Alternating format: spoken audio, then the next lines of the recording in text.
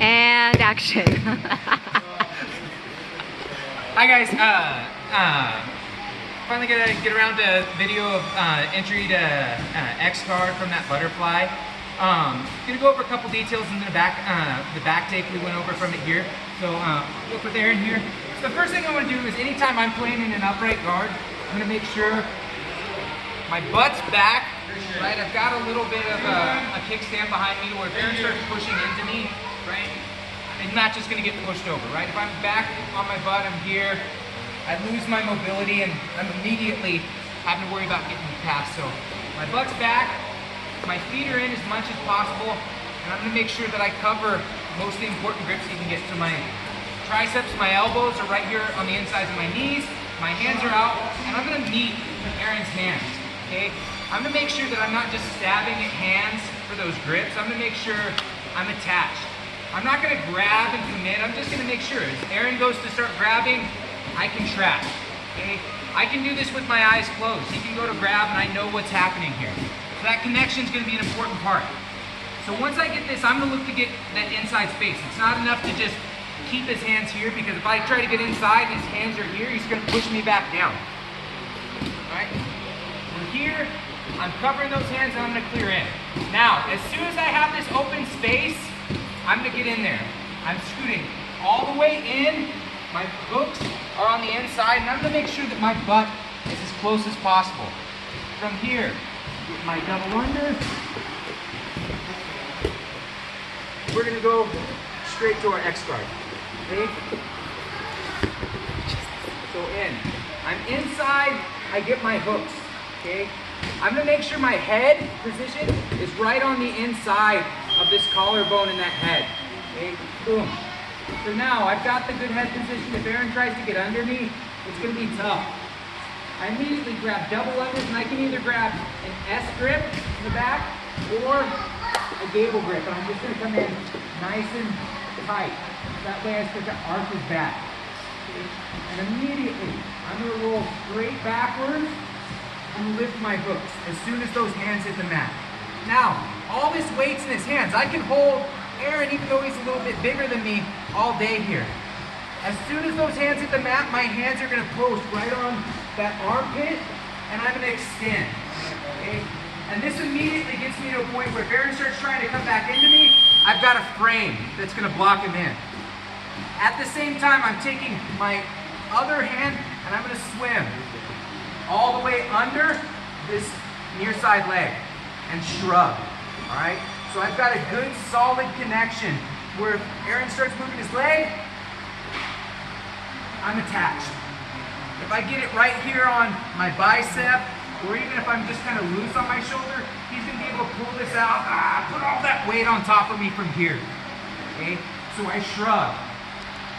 This outside foot's gonna come right inside his hip, so always, the arm that I'm under, that leg's coming over into the hip. My other leg's nice and strong behind the knee. And immediately, I'm shrugging, and I'm putting good pressure up and towards the hip, and out and away from the knee, right? So that way, if Aaron starts coming around to go ahead and come around this side, if he starts messing with my feet, I'm just gonna shrug and kick and disrupt that base, all right? From here, my easiest method of looking to get out from under him or sweep is I'm gonna extend my hips, come to my elbow, and hand, and keep a good hug from here. Okay, immediately I'm gonna look up. I'm gonna get to a good strong stand-up position. Okay, I keep this leg up high. Immediately I'm gonna shrug up. Okay, look the pass. Okay. From here, again, good upright guard. I'm controlling the hands. I'm clearing this inside space.